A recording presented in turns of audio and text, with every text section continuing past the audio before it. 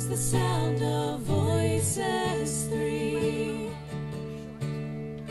singing together in harmony, surrendering to the mystery. This is the sound of voices three. This is the sound of voices three.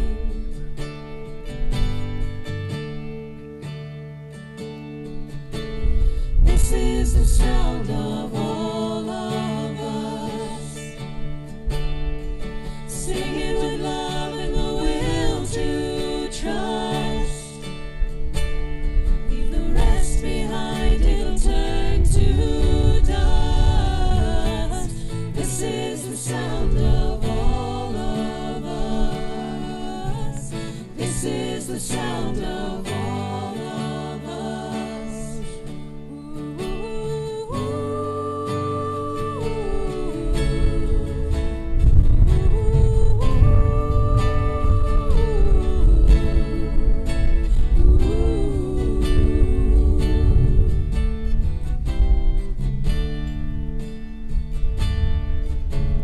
This is the sound of one voice,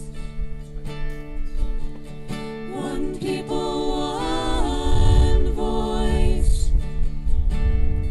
a song for every one of us. This is the sound of one voice. This is the sound of one voice.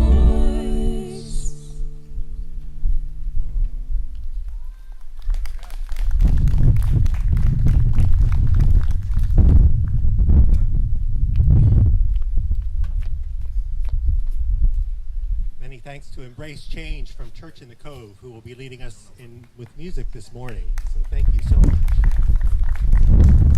Good morning, everyone. My name is Daniel Johnson. I'm from the First Baptist Church in Beverly, and it is a special joy, a great delight to welcome you to this special gathering this morning, wherein we celebrate all those things that bring us together, all those things that hold us together in one accord. The Beverly Multifaith Coalition is delighted to host this opportunity for us to voice together the common commitments and hopes that can bind us in community, even when we find ourselves expressing those hopes and commitments with different languages.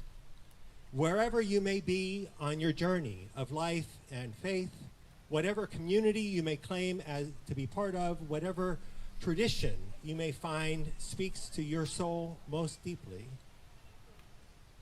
you are welcome here. You are part of the work that we have to do here together. This morning, we also want to acknowledge that the land that we are on was for long years inhabited by the Pawtucket people, a branch of the Pennacook Band of Algonquin First Peoples. Their colonizers named them the Naumkeag, repurposing the name by which the Pawtucket identified their seasonal village on lands surrounding the mouth of the Bass River, lands from which they would soon be displaced. The survivors of those early encounters were eventually absorbed into the Massachusetts Tribal Alliance, and through this alliance, their descendants maintain their presence throughout the North Shore today. They, too, are welcome here this morning, and we commit to doing the hard work that is necessary to make that welcome more concrete and more complete. Gathered in our varied faiths and even non-faith, we seek not to deny our differences or boil them down into bland sameness. Far from it. We actually lean into those differences. By creating spaces in which many voices may be heard, we act in hope that increasingly our own hearts will be turned toward compassion, our thoughts toward justice, and our hands toward the collective work of peace. So this morning we give thanks for the blessings of true togetherness as we share the dream of a beloved community in which all peoples secure for one another the opportunity to live lives of dignity, meaning, and purpose. We welcome you in that hope. And now, my friend, the Rabbi Allison Adler from Temple B'nai Abraham, will lead us in a meditation. Good morning.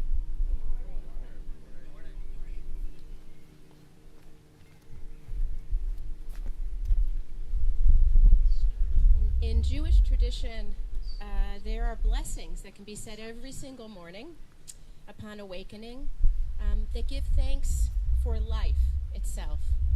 We often open our eyes and we realize that we're running late or whatever it is, all the things that we need to do today.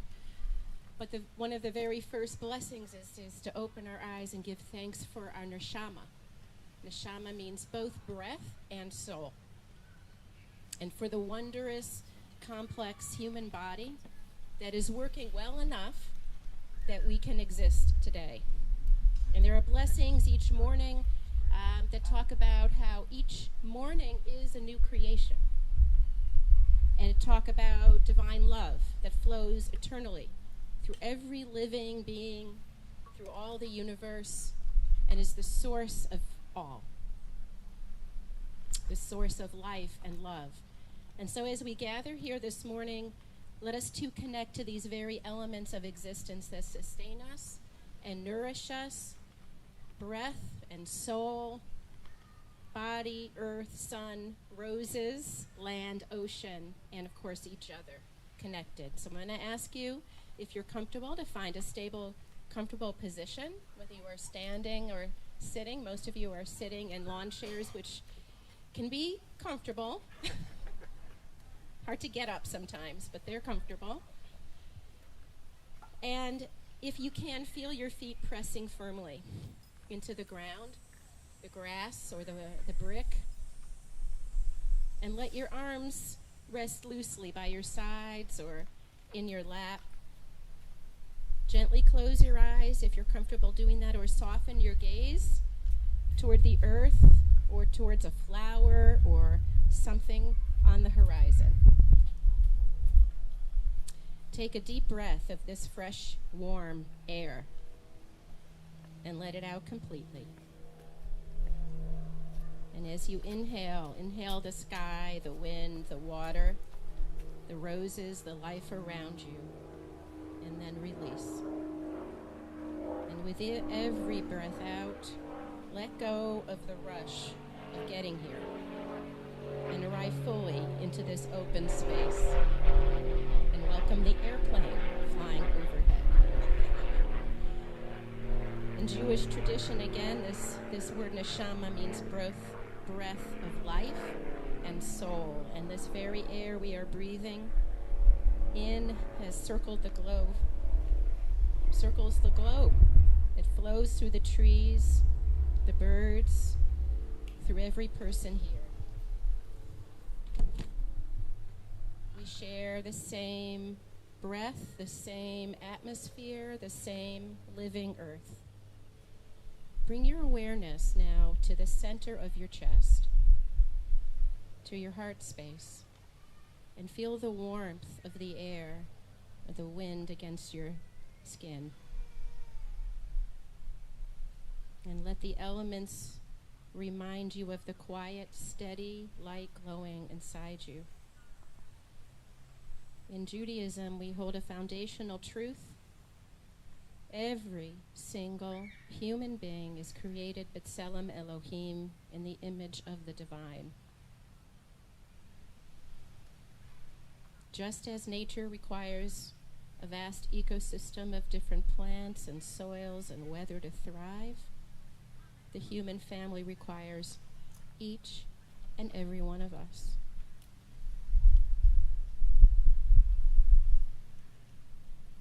And know, even if your eyes are still closed, that you can feel the awareness of the circle of people who are gathered with you in this rose garden, each one carrying their own unique self, even as we are all images of the divine. Some are shaped by different prayers, different rituals, or different life paths or experiences. Like the very trees in a forest, we don't need to be identical to be rooted together. Our differences are not obstacles.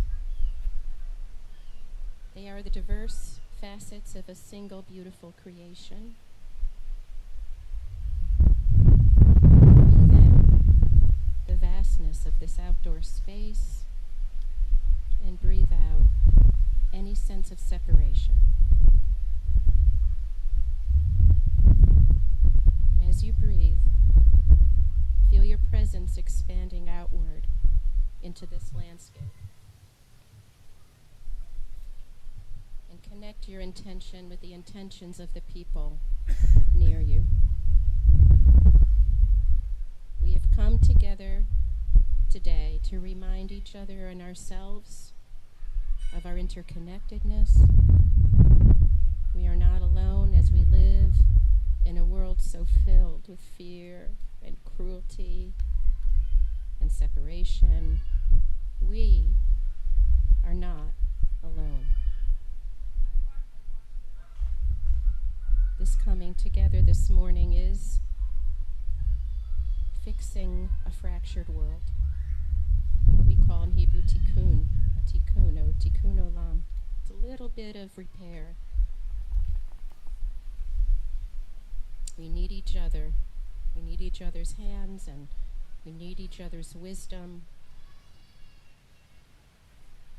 See yourself working side by side with neighbors of different backgrounds, and feel the strength in that unity.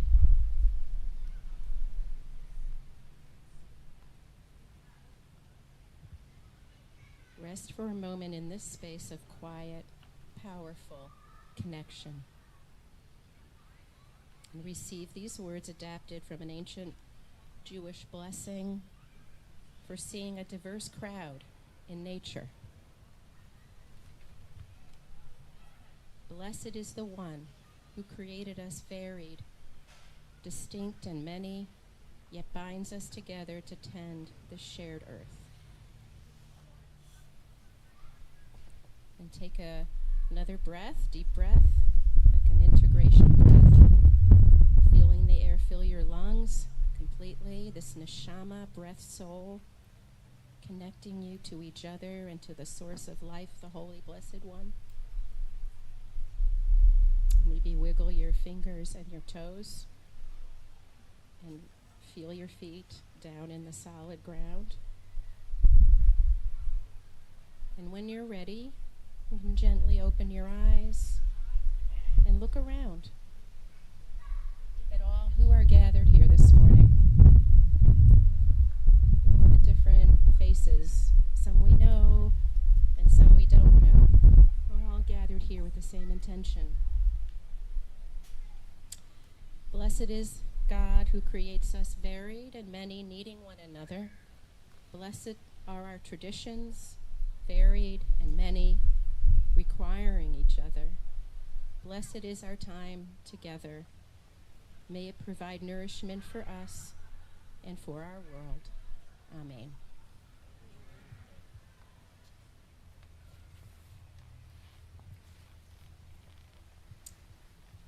We're going to be moving on to music again, and I want to share my apology that I have to run out because clergy days are often very busy with all kinds of other life things that come up. So I'm sorry to miss the rest of this morning, but at least for me it was really good to start the day with all of you. Thank you.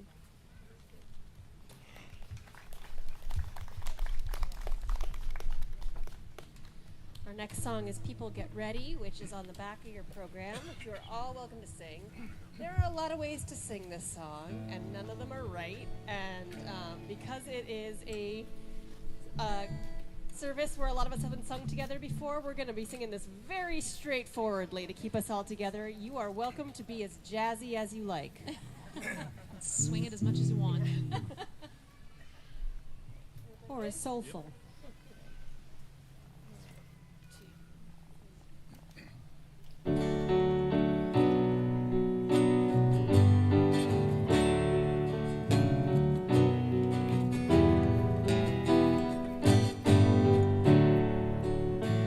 People get ready.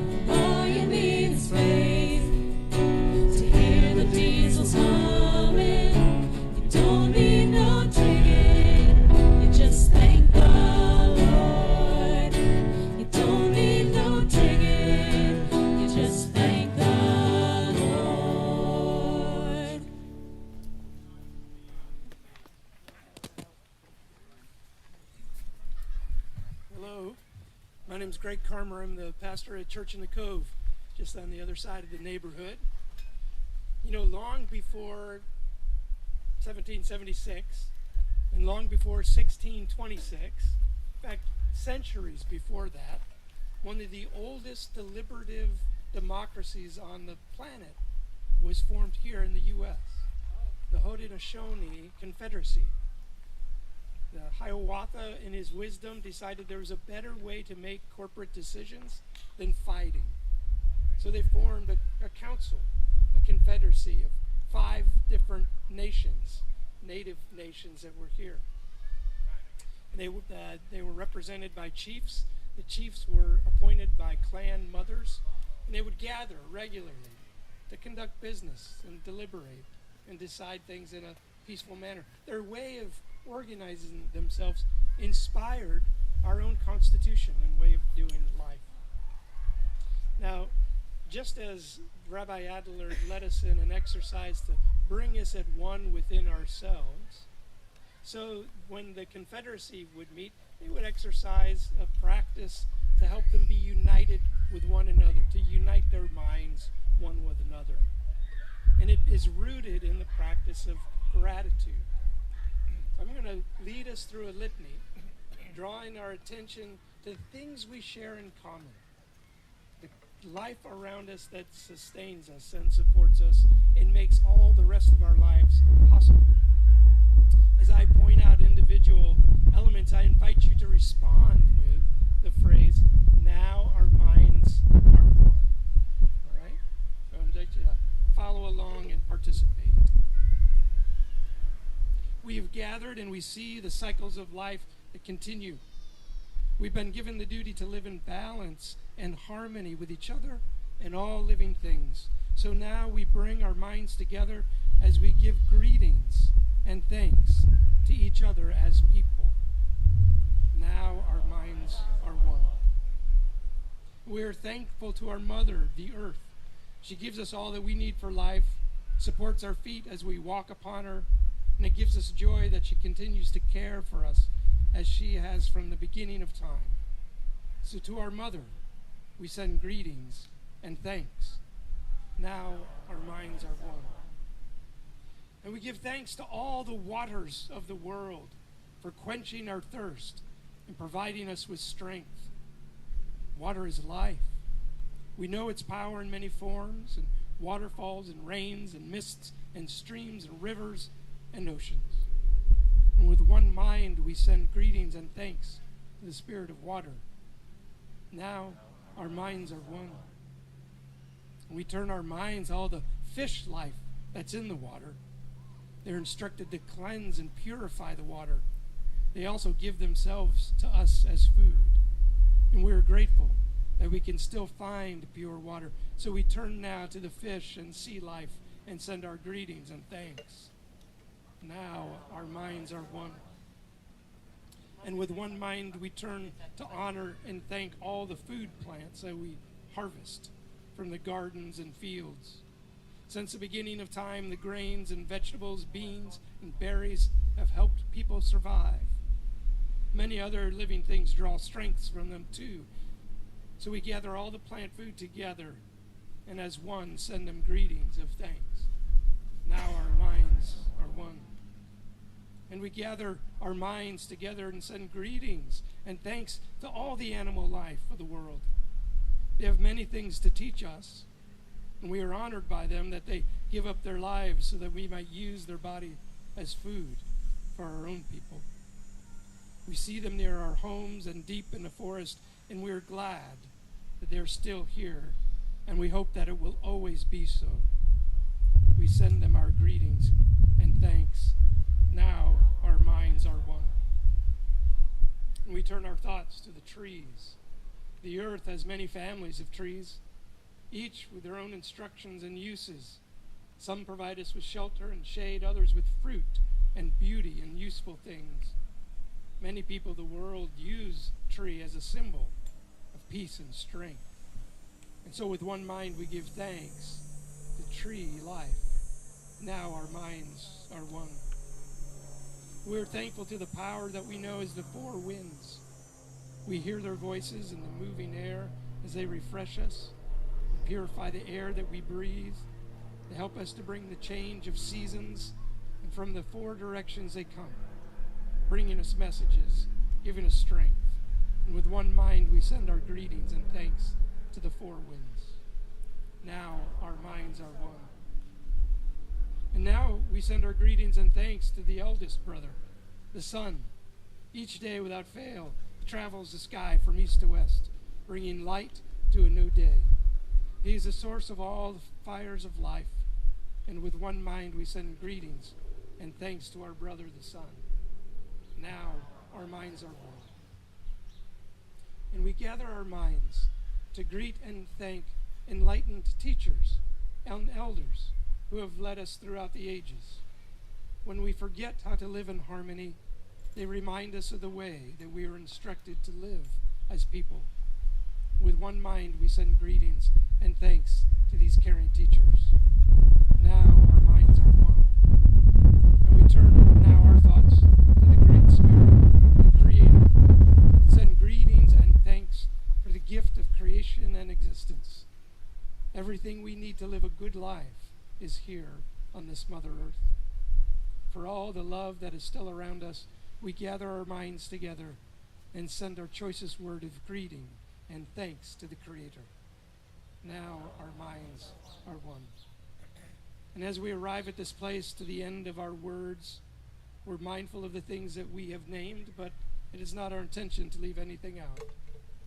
If something has been forgotten and is in your heart to do so, we leave it to each one to send greetings and thanks. And with that, now our minds are one.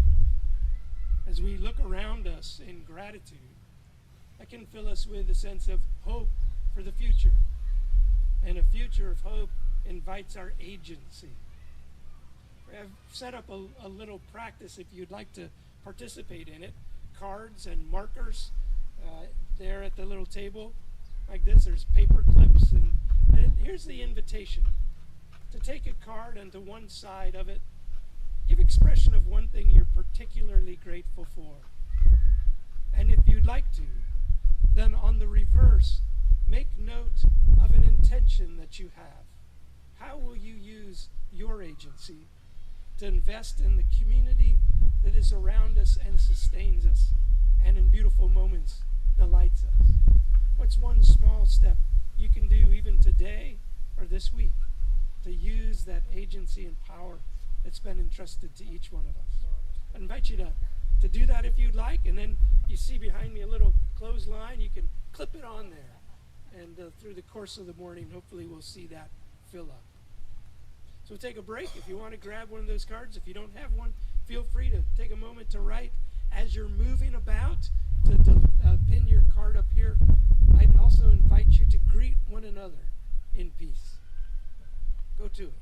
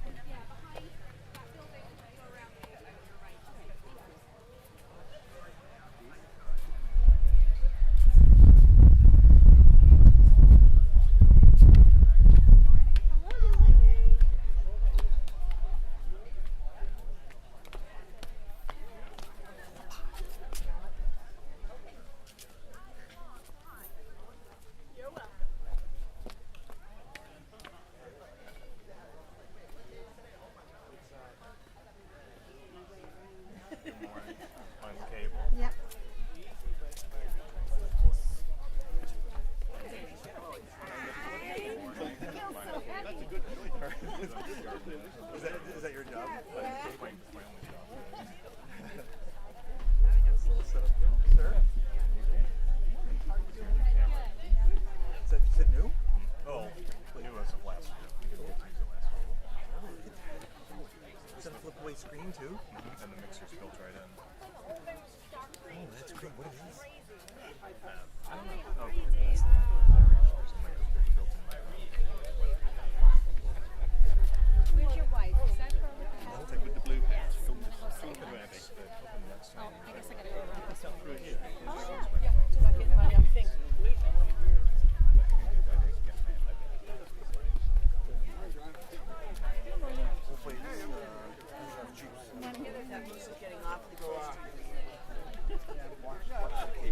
Ma'am. Oh, Out of all people. is that Amy Puff? Last time I saw your head was bobbing in the water. No, it was a wonderful time. Hey, Jack. How are you? Hi there.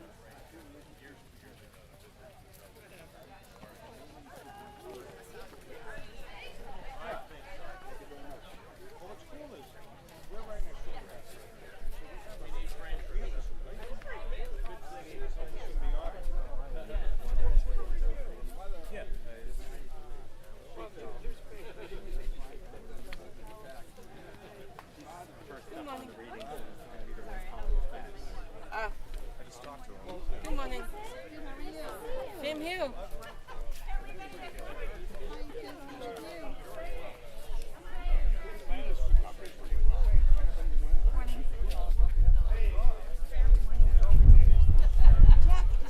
Things going well, Dave? Yes. In the car is going? Yeah.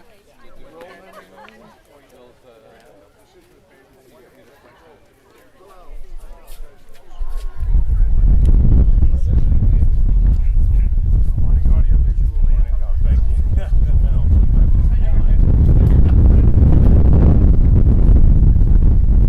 Watch the wires. Don't cross your wires there.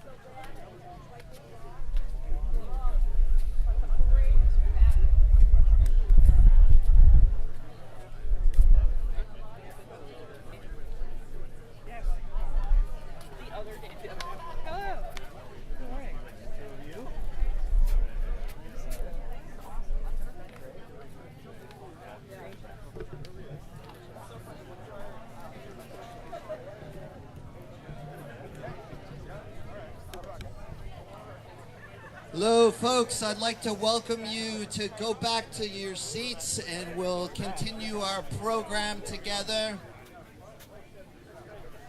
Enjoying the beauty around us.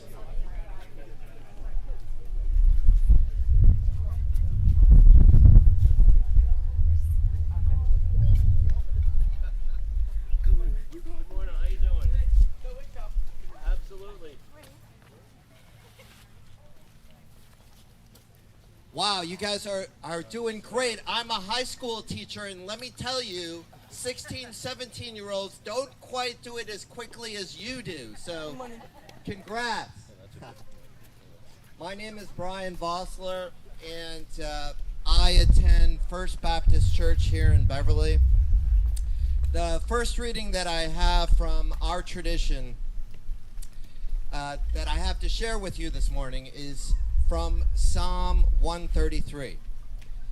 While some of its metaphors may be lost to us today, the psalm clearly voices the delight that can come to us from just living harmoniously with others in the human family. Now I'd like us to hear the words from song of ascent. Behold, how very good, how very pleasant it is when kindred dwell together in unity. It's like the precious oil on Aaron's head, running down his beard, running down over the collar of his robes. It is like the dew of Hermon, which falls on the hills of Zion, for there the Lord bestows the blessing, life, life forevermore. The second reading that I have to share is from a letter that was written to a young Christian church in the ancient city of Colossae. Partway through the letter, the writer detailed some of what it takes to create the kind of beloved community that the psalmist imagines. And this is what the writer says. Now, you must get rid of all of these things: anger, wrath, malice, slander, and abusive language from your mouth. Do not lie to one another, seeing that you have a new self, which is being renewed in knowledge according to the image of the Creator. In that renewal, there is no longer Greek, there is no longer Jew, no longer circumcised and uncircumcised, barbarian, Scythian, slave, and free. But the Spirit of Christ is all and in all. As God's beloved children, clothe yourselves. Clothe yourselves with compassion, with kindness, with humility, with meekness, and with patience. Bear with one another. And if anyone has a complaint against another, forgive each other, just as God forgives you. So you also must forgive. Above all, clothe yourselves with love, which binds everything together in perfect harmony. May we all experience the blessing that comes from hearing, understanding, and living these sacred words. Amen.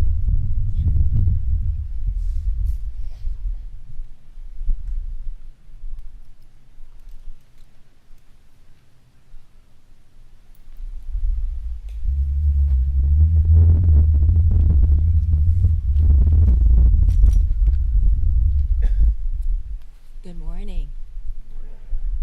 I am so happy to be here with all of you today. So many good friends, family, people of goodwill. And I'm here as a member of the Baha'i faith, along with Xiaolin, who will be speaking after me, sharing a prayer. It's really a pleasure and a joy to be here with all of you today. So I just I've been invited in the past to say a few words about the Baha'i faith because many here might not be familiar with it. So I'm going to try to be very brief and kind of give you a very brief summary and introduction. So the Baha'i faith is an independent, global faith with millions of adherents and with communities established in every locality on Earth, including many here on the North Shore. And it's the newest religion on the world stage, originating in the middle of the 19th century. Although I have to say, as Baha'is, we regard it not as a separate religion, but really as the most recent chapter in the eternal faith of God. There are houses of worship on every continent and activities in every neighborhood. And the homes of Baha'is serve as centers where many of these activities are held. So what kind of activities? There are activities for shared devotions, like we're gathered here today. And these spaces are open to everybody, people of all faiths or no faith at all. Perhaps those who identify as spiritual, or those who are seeking inspiration to strengthen the moral foundations of their family and community life. Other activities include classes for the spiritual education of children, moral empowerment groups for teenagers, as well as structured educational studies for older youth and adults who wish to strengthen their family or community life. All right, so you might be wondering, what do Baha'is believe, and what does it actually mean to be a Baha'i? Well, one of our central figures put it very simply this way, and this is a quote. To be a Baha'i, he said, simply means to love all the world, to love humanity, and to try to serve it, to work for universal peace and universal brotherhood. So the Baha'i faith holds sacred the belief that all humanity is one and equal in the sight of God, and that the highest worship is that of service to the world of humanity.